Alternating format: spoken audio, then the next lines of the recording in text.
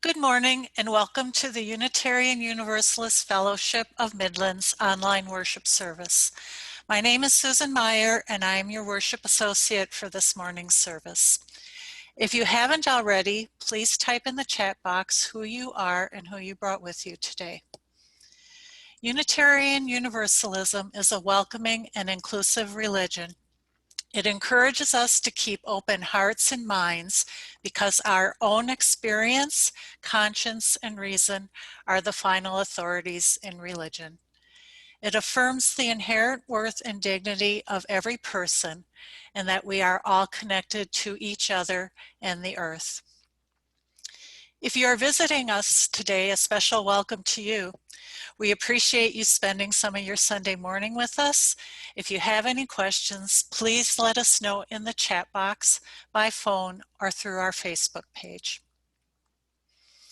If you have been attending for some time and have come to feel that this is your spiritual home and you are considering becoming a member of the fellowship, please contact our minister, Reverend Eric Severson, our office administrator, Wendy Altmeyer, or let us know your interest in the chat box. If you have a chalice or candle at home and would like to join in our chalice lighting remotely, now would be a good time to get that ready. We will be including joys and sorrows this morning, as we normally do during the service. If you want to participate, you'll need to find the participant icon and raise your hand for that.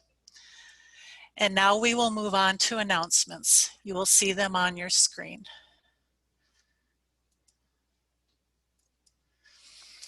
Next week's service, Witness, A Commitment to the Present, is on Sunday, March 21st at 10:30 a.m. One of the most powerful and caring things we can do is to be present in other people's struggles. Witnessing demonstrates our commitment, validates our experiences, and assures us that we're not alone. This will be led by Reverend Eric Severson. Our virtual religious education classes today at 1:30. Please join us. The Midland Area Interfaith Friends will meet later today at 4 p.m. The featured speaker will be attorney Susan E. Reed, managing attorney with the Michigan Immigrant Rights Center. Susan will speak about immigration and update us on immigration rights law. Save the date. The UUFOM Serendipity Auction Night at the Museum will be held virtually on May 15th at 6 p.m. Whether you're one of the Degas or the gals, we want to see you at our auction. Join us to raise some money for a great cause. Dress up as a museum exhibit or change your Zoom picture to your favorite painting. What do you have to lose? More details to come. UUFOM seeks a half-time director of religious education to oversee educational programming for the children. Check out our latest new website update. If you have any questions, pictures, or content, please send them to office@uufom.org. Don't forget to fill out your media release. Our final virtual workshop, How Are Decisions Made? Governance and Polity, will be held Saturday, March 20th at 1 p.m. There are 2 seats remaining, so sign up now. There will be a virtual Buildings and Ground meeting on Sunday, March 21st at 1 p.m. For further information and Zoom links, you can find them in the weekly Candle Flame newsletter or on our Facebook Friends group. After today's service, please go to uufom.org/Sunday feedback and provide us feedback for this Sunday service. And finally, watch your email for more announcements in our Candle Flame newsletter. During the spring months, the newsletter will be circulated on Fridays. If you wish to be added to our newsletter or submit an article by Wednesday at 5 p.m. or have any questions about any of these announcements, please email Wendy at office@uufom.org.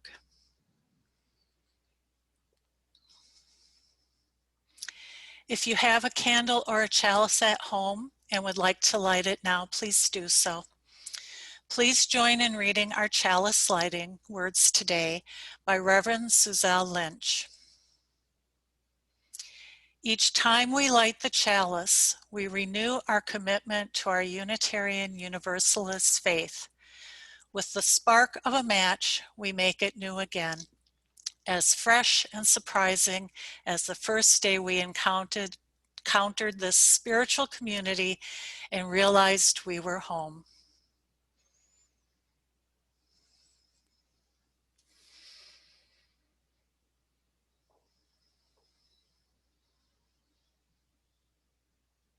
Susan?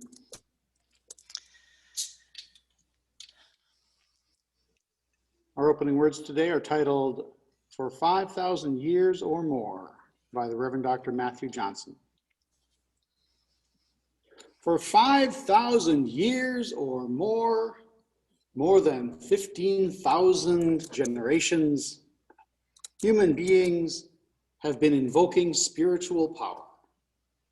My predecessors and yours have gathered together to make sense of their lives and their place in the cosmos. And they have spoken aloud and invited what they conceived as sacred and powerful to be with them. They called upon the spirits of air and earth, fire and water. They called the bear and the deer. They asked for the raven to protect them. They pleaded for the heroes of old to slay the monsters of their fears. They sang songs they learned from their grandparents and moved in the appointed ways, or in ways that were new but felt like the right thing to do. And they imputed power to these spirits and to the memories of those heroes. They called them gods, and they were invoked. Vishnu and Kali, Elohim, Odin, and 100 million others. Every group of people everywhere. They gathered to make sense of their lives and to make sense of their place in the cosmos. And they called these spirits to be present to them. And so do we. So do we. We gather this morning to make sense of ourselves and this universe in which we live as best we are able. And we call ourselves to worship together, and we invoke the power and wonder of life itself, that to which all those spirits of animals and memories of heroes pointed the way. We invoke that power, which is, we know, always around, always with us, but which we sometimes forget about. We forget that we are part of the whole of creation. We forget that we are stardust. We forget that we are capable of miracles. First among them, that we can love. We forget these things. So we invoke the power of existence so that we can remember. So we can lift up our eyes and open our ears to the true and beautiful. For 5,000 years or more, we have done this. In many tongues, in many ways, we have done this. And so we continue that ancient tradition in our way and in our time. And so let us now worship together.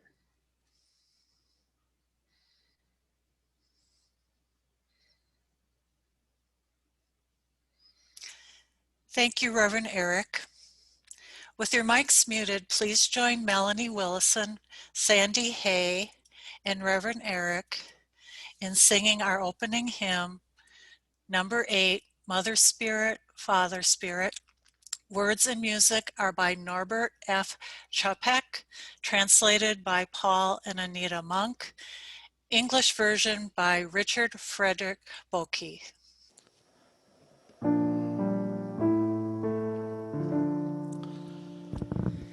Mother Spirit, Father Spirit, where are you? In the sky, song in the forest, sounds your cry. What to give you, what to call you, what am I? Many drops are in the ocean, deep and wide. Sunlight bounces off the ripples to the sky. What to give you, what to call you, who am I? I am empty, time flies from me. What is time? Dreams eternal, fears infernal, haunt my heart. What to give you, what to call you, oh my God. Mother Spirit, Father Spirit, take our hearts. Take our breath and let our voices sing our parts. Take our hands and let us work to shape our art. Thank you. That was lovely. I'm glad we all got to hear it. Now Reverend Eric will share the time for all ages.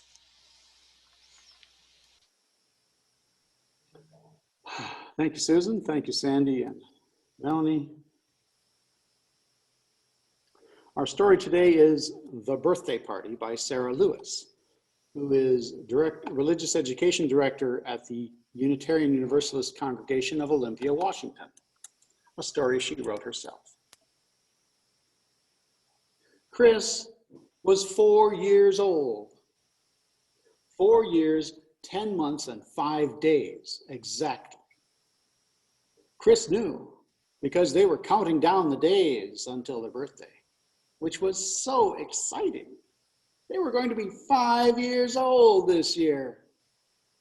What was exciting about being 5? Well, Chris's big brother Charlie had a big, fun party at the trampoline park for his 5th birthday.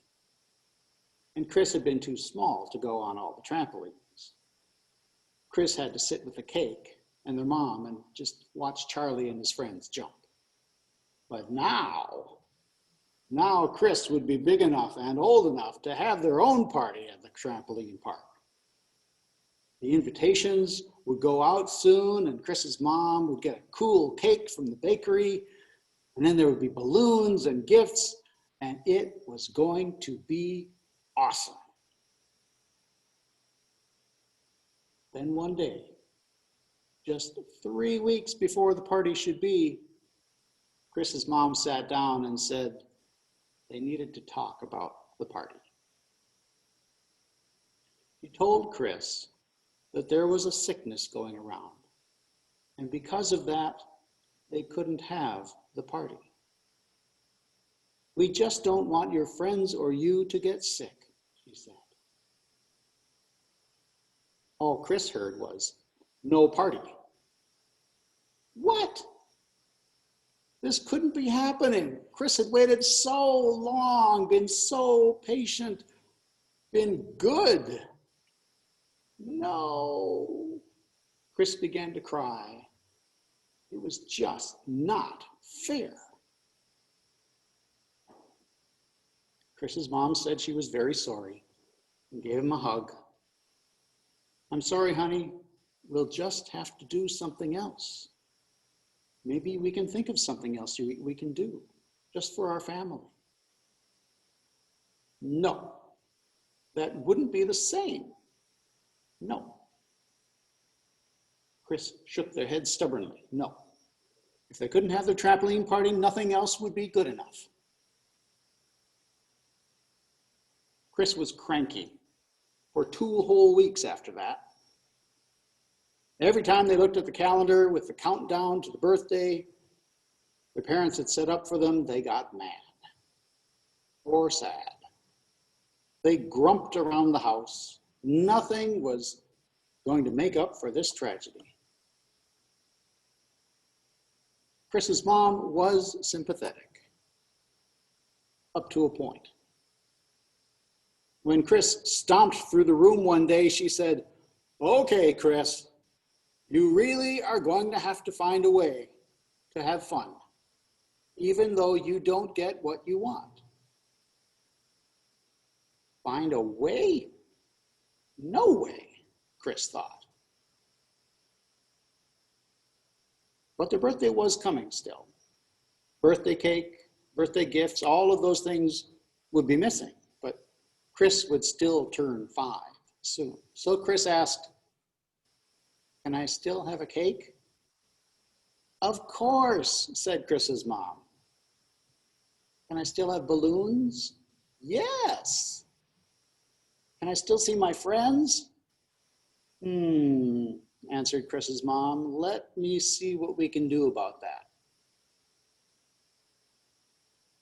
The day of the party arrived, and Chris sat in a throne in the front yard with big balloons tied to it. There was cake from Chris's favorite bakery. And then all of Chris's friends drove by. They waved out their car windows and dropped off presents and were given water balloons that they got to try and throw at Chris. It was fun. Was it as much fun as the trampolines? Who could say? It was different. And that ended up being just fine. The end. So I'd like you to remember your birthday this past year. How was it different from past years? What did you learn? What did it teach you about doing things in a new way? I invite you to write these stories down with your folks and keep them to look back on.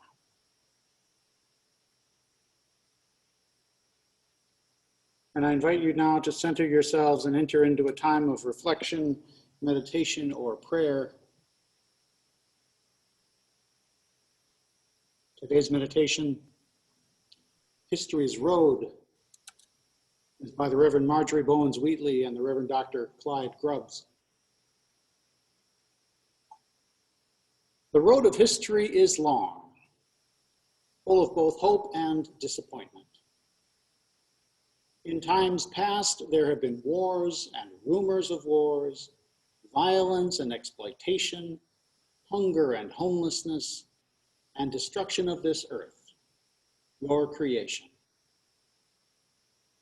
We have become a global village with a growing realization of how fragile this earth is and how interconnected we are to each other and to all creation. We cannot continue to live in the old way. We must make a change, see a new way, a way toward peace with justice and a healthy planet. Oh, great creative spirit, you have a vision. You have given us a vision of the good, and we yearn for a new way. But where are we to find the courage to begin this work? We know that a different tomorrow is possible, but how can we build it? We think of the prophets, women and men who voiced unpopular opinions, who made personal sacrifices and sometimes lost their lives for the sake of justice. We think of Isaiah, who called out to let those who are held in captive go free. They give solace to the poor and homeless. Let us be inspired by all who work to overcome misery, poverty, and exploitation. We think of Harriet Tubman, who called out to people of goodwill to join her on an underground railroad, to lift a dehumanized people from the bondage of slavery to the promise of freedom, even when it meant challenging unjust laws. Let us be inspired by those who are outlaws for freedom. We think of Gandhi, whose belief in soul force, the witness of love's truth, helped to overthrow the oppression of an empire and gave witness to the way of nonviolent action. Let us be inspired to become witnesses for peace. We think of Chief Seattle, who reminded us that we belong to the earth, not the earth to us. Let us be inspired by all those who work for the healing of creation, of Mother Earth and all her creatures. Who are the prophets who inspire you?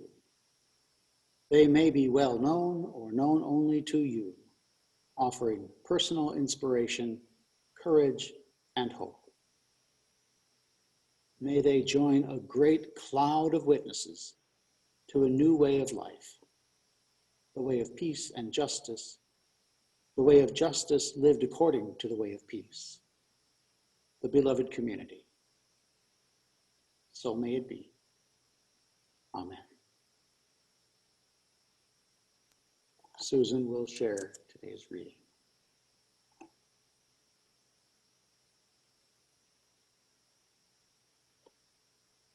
Thank you, Reverend Eric.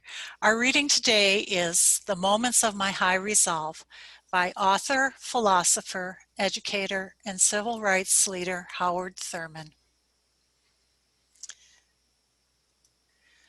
Keep fresh before me the moments of my high resolve.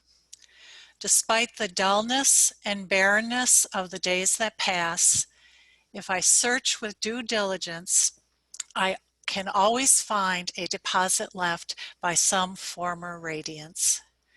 But I have forgotten.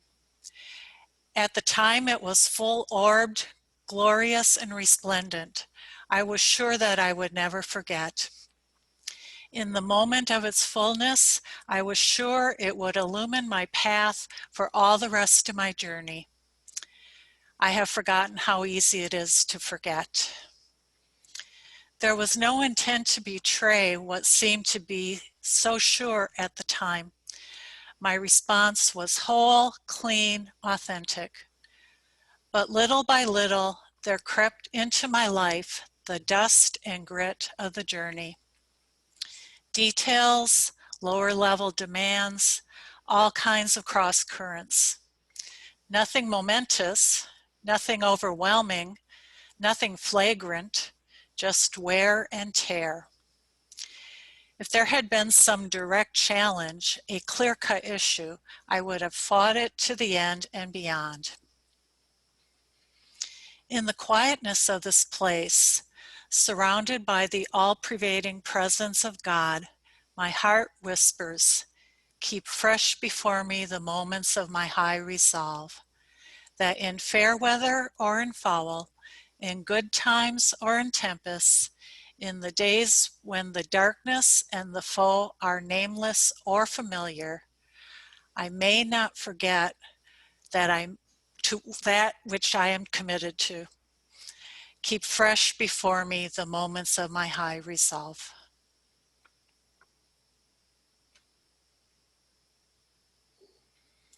Let's share now in an interlude, Angel by Anton Rubinstein, played for us today by Melanie.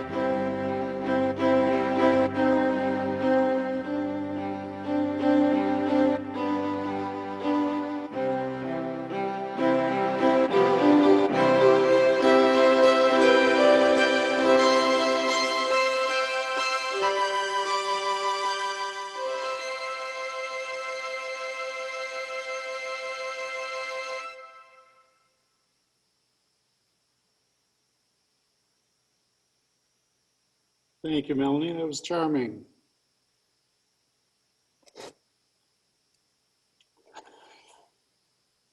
I had forgotten how easy it is to forget. Howard Thurman's words speak for millions, I think, including me.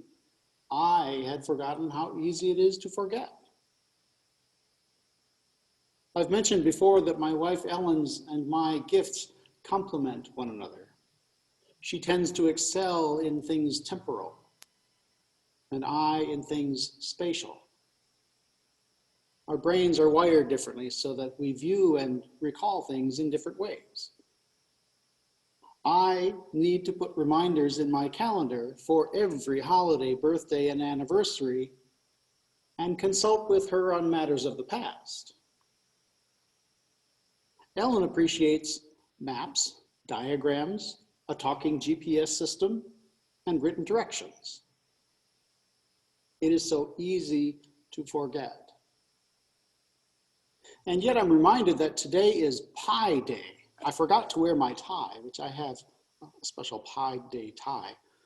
The day that mathematicians and science nerds celebrate the discovery of the ratio of a circle's circumference to its diameter. Mathematical constant of 3.14 has been calculated so far to 31 trillion digits.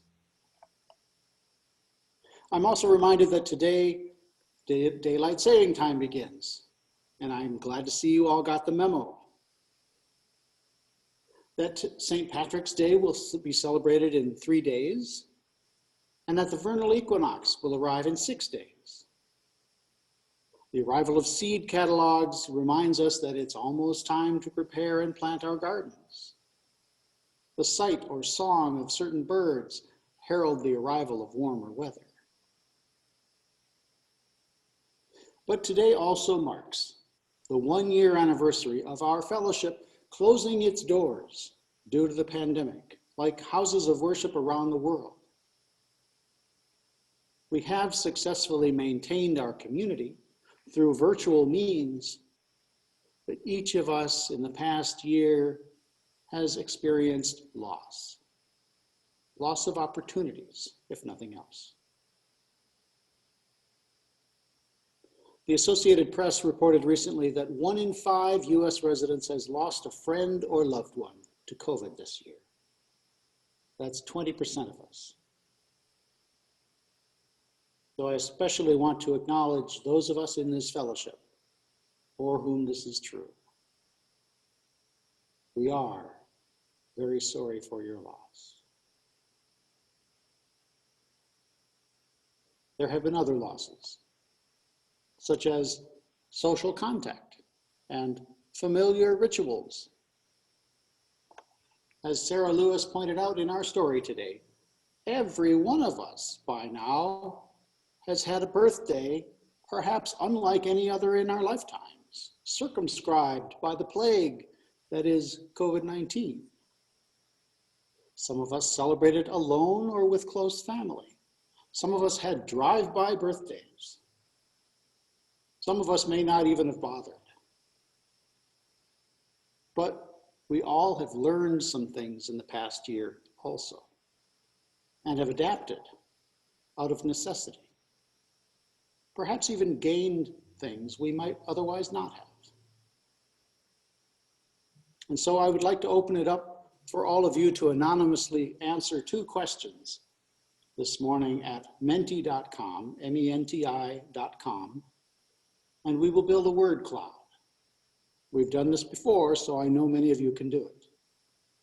Sarah will paste a link into the chat. I invite you to open a new browser window, a phone, or another device, and type or paste this link into your browser. Or if it's easier, simply go to menti.com, MENTI.com, and enter this code, 2836 6998. 2836 6998.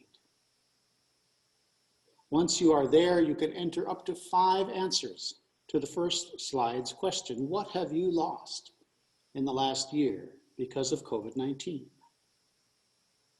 Because we're creating a word cloud, there is a 25-character limit for each answer. As you do this, feel free to answer for multiple family members.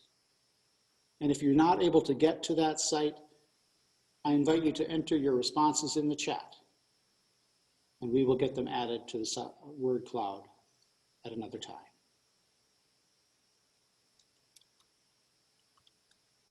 So let's go to our poll. I see some of you are there. Oh, this is exciting.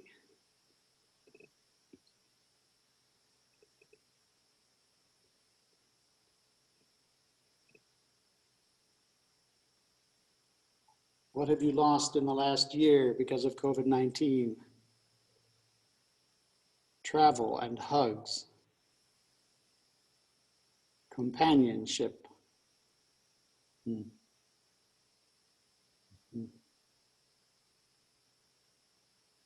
Family reunions.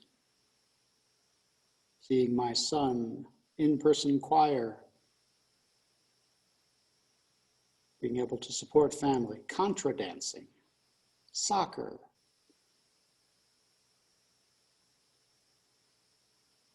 dance class, a haircut, celebrations, togetherness. Fantastic.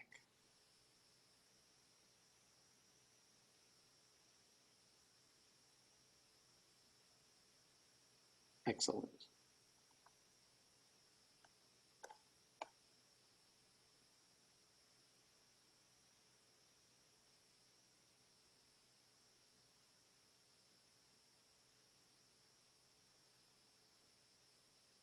For the sake of time, I'm going to move to our second question, our second slide. This may require you to click on your device to go to the next slide. What have you learned or gained in the last year because of COVID-19? Aha, tech skills, patience. You've learned Zoom.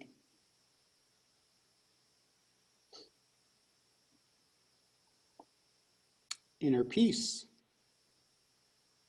New ways to do things. Quilting. How to mix a choir song. Growth, resilience. Hey, I think you've got the hang of this. You lost 10 pounds, or you gained 10 pounds. Gained weight, yep. You learned that boredom is good. You've gained distant family connections, immediate family time. Yeah, home cooking. Learn to be grateful. More time outdoors. Greater physical fitness. You've gained existential fear.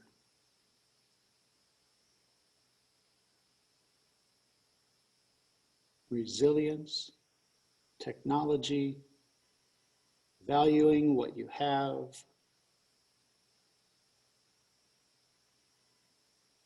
You've learned about Google Docs and Zoom, neglected history, learned that being alone is not great. Knitting, how to bake bread.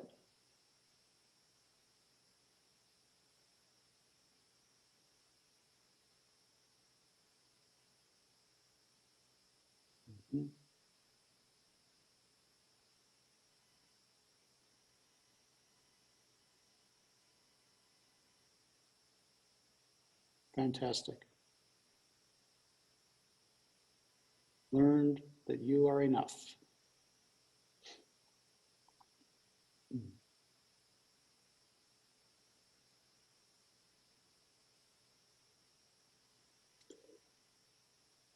Well, thank you to everyone for taking part in this experiment again today. I will continue on with my homily. If for some reason you get disconnected from the poll, feel free again to add them into the Zoom chat, and we'll get them into the cloud at some later time. So thank you all for that.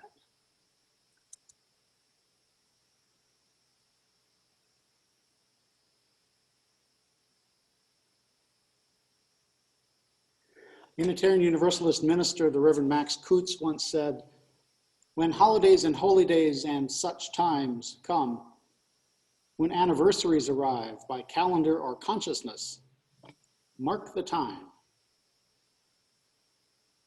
And so it is that we mark this day, a year ago this weekend, when we closed our doors in fear for everyone's safety and brought our community into virtual gathering spaces. On this day, we remember and acknowledge our losses, and we recognize those ways in which we have changed. All of our losses, learnings, and gains are worthy of remembering, and all can serve as reminders to us of this year that was and wasn't. I want to pause here to mention the word commitment, our worship theme for the month. The roots of the word commit come from the Latin word committere, meaning to join or entrust. The word commit has three meanings. We can ignore the first today because perpetrate. We commit theft or perjury, for example. It doesn't really apply to our conversation today, but the other two definitely do. The second is to obligate. We commit ourselves to this congregation, for example. And the third is entrust. We commit facts to memory, for example, or we commit a person to prison or other institution. Obligation and entrusting. Last week, Charlie Enright demonstrated the second definition of obligation. He showed his commitment to this fellowship through a testimonial. Today, in addition to further building community, we focus on recommitting ourselves through memory to the past. We might view this as either obligation or entrusting ourselves. In today's reading, Howard Thurman noted the full-orbed, glorious, and resplendent moments of radiance in our lives. For me, these include the excitement and joy of my wedding day, the first few awe-filled moments after my child was born, and the electricity in the air just before the curtain rose on opening night of the musical Billy Elliot, in which Ellen and I performed together. These were glorious and resplendent moments, everyone. But Thurman also described how the wear and tear of everyday life can cause us to forget these moments. In our opening words, the Reverend Dr. Matthew Johnson pointed out that we also tend to forget that we are part of the whole of creation. We forget that we are stardust. We forget that we are capable of miracles, first among them that we can love. So in the hustle and bustle, the wear and tear of every day, it is easy to forget about the arc of our lives and about the web of interdependence in which we have always been a part. The Reverend Marjorie Bowens-Wheatley and Reverend Dr. Clyde Grubbs in our meditation reminded us that during such times as these, we may have a visceral need to call on our ancestors for strength, to hearken back to our heroes, our prophets, our forebears. We may turn to this great cloud of witnesses to console us, to inspire us, and to guide us. Reverend Dr. Johnson reminded us that we human beings have been invoking spiritual power and calling the spirits to be present to us for 5,000 years, 15,000 generations. We continue striving to make sense of ourselves and this universe in which we live. We call ourselves to worship and invoke the power and wonder of life itself.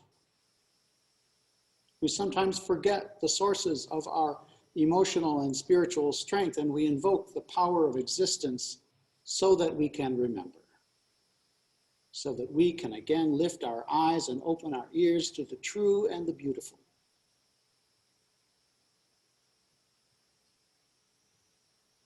Howard Thurman sought comfort and direction in the quietness of this place, surrounded by the all-pervading presence of God.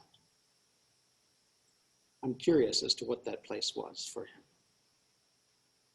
His heart whispered, "Keep fresh before me the moments of my high resolve, that in fair weather or in foul, in good times or tempests, in the days when the darkness and the foe are nameless or familiar, I may not forget that to which my life is committed. Keep fresh before me the moments of my high resolve." For me, these moments include the highlights I mentioned earlier. My life has been committed to my partner of 31 years, to my child, sister, brother-in-law, other family members. I'm committed to embodying the love and gentleness of my grandmothers, Dorothy and Ginevra, and to embodying the care and leadership I witnessed in the first Unitarian Universalist ministers I ever saw. I'm committed to this living, evolving faith tradition that asks each of us to be our best selves, to evolve along with it, to view vulnerability as a strength and conflict as an opportunity for deeper connection. What is it to which your life has been or is committed? What moments of high resolve do you remember? What memories have gotten you through fair weather or foul, good times or tempests? Is it that hug you got when you needed it most? Is it the roar of the surf on the shore when you felt as one with all creation?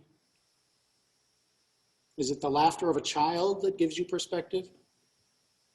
The transporting magic of music? That note from an old friend? The moment you realized you could do what you believed you never could? That day you knew your life matters because you can make a difference? These moments, remember these, cherish these, and recommit yourself to these. These moments and memories help sustain us when times get tough and can give us direction when we are lost. And so, to commemorate the anniversary of the pandemic's arrival, we gather today. We have named the losses we have felt, as well as things we've learned and gained. We've considered how memory helps us maintain our commitment to the past, and how moments in our lives can sustain us through difficult days. Before I end my reflections, I'd like to share a video by the Reverend Dan Schatz. It too reminds us of all we have endured in the past year.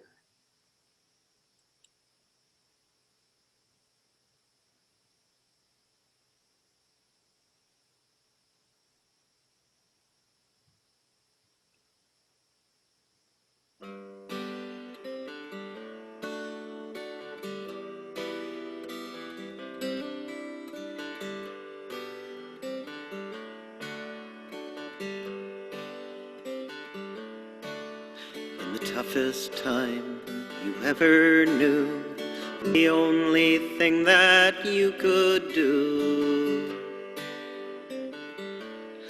carry the flame.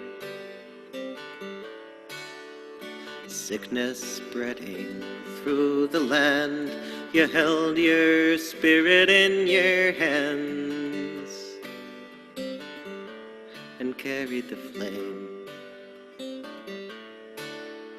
When storms and sorrows gathered round, you raised your head and you stayed your ground. You carried the flame. Through endless days of the hardest living, you kept on loving, kept on giving, you kept on and carried the flame.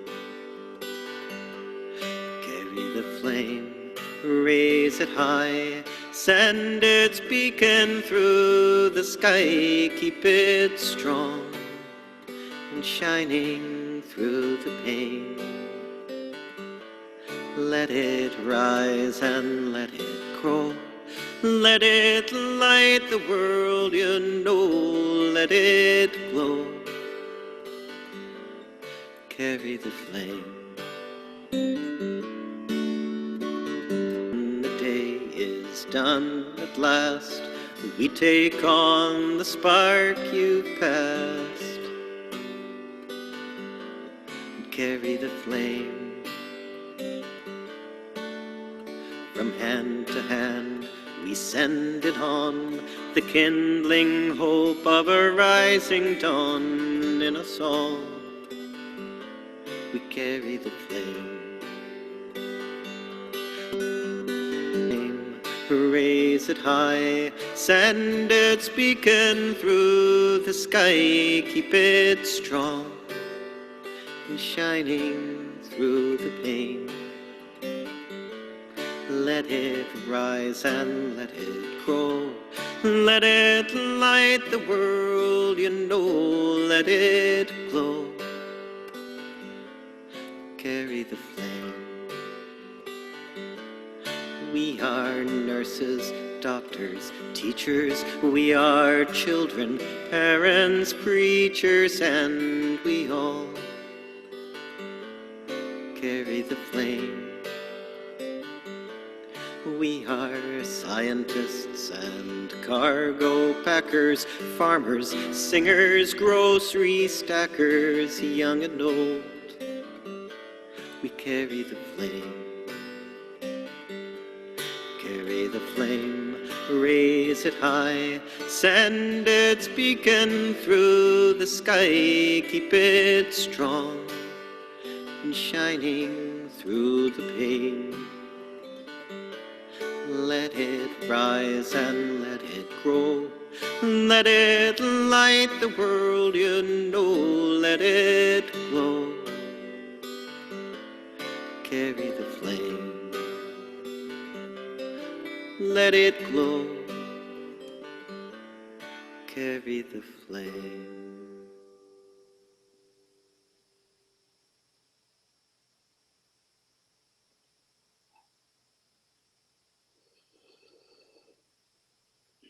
And so, may we renew our commitment to our Unitarian Universalist faith and make it new again. May we keep fresh before us the moments of our high resolve. May we tap into the sources of our strength so that we may continue to know truth and see beauty. May we continue calling on that great cloud of witnesses that sustains us. Remember them and their wisdom. And may we continue to carry the flame. Amen and blessed be.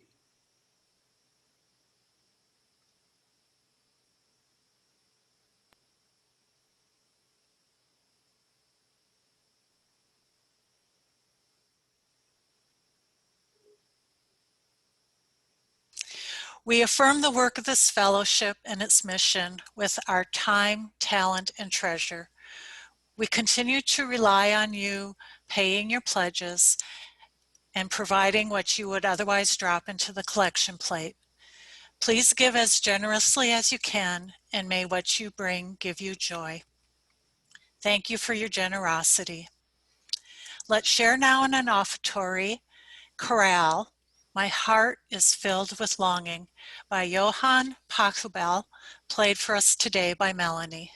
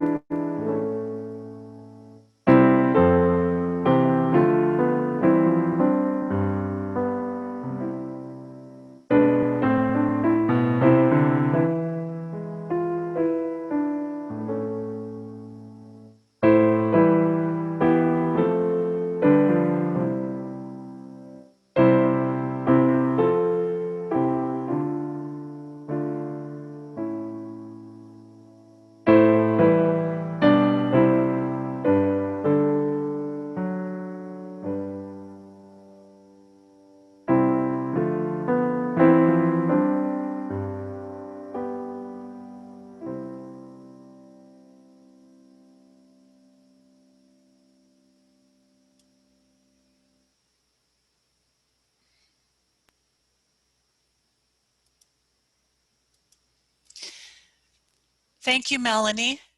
Now with your mics muted, please join Melanie, Sandy, and Reverend Eric in singing our closing hymn, Breaths, with words adapted from a poem by Birago Diop and music by Issei M. Barnwell.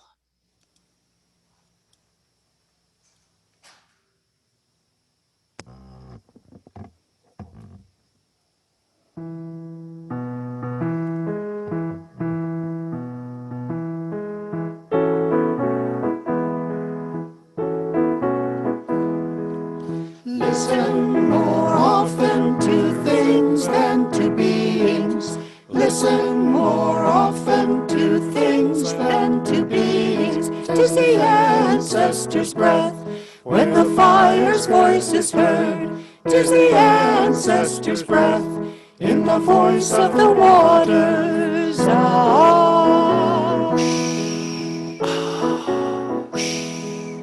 Those who have died have never, never left. The dead are not under the earth. They are in the rustling trees. They are in the groaning woods. They are in the crying grass. They are in the moaning rocks. The dead are not under the earth. So listen more often to things than to beings. Listen more often to things than to beings. 'Tis the ancestors' breath when the fire's voice is heard. 'Tis the ancestors' breath in the voice of the waters.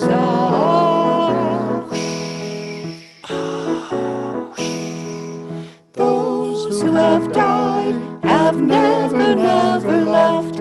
The dead have a pact with the living. They are in the woman's breast. They are in the wailing child. They are with us in our homes. They are with us in this crowd. The dead have a pact with the living. So listen more often to things than to beings.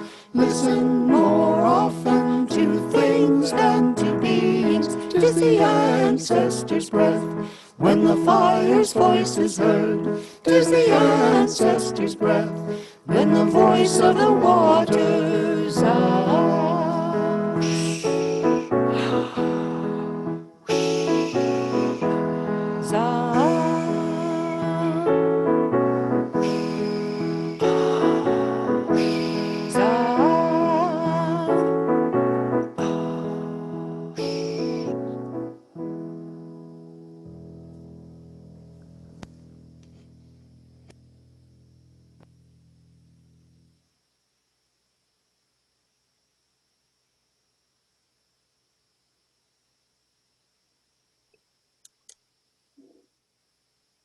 Thank you, Melanie and Sandy. Our closing words today, inspired by our ancestors, are by the Reverend Leah Derlin Jones. For those who came before us, we offer gratitude and thanks. May their memories be a blessing. May we feel surrounded by their love. As we go forth from this time and place, let us be inspired by their courage, their wisdom, and their dreams. Let us honor them by doing the work of living boldly, loving mightily, and creating heaven on earth. Amen, and blessed be.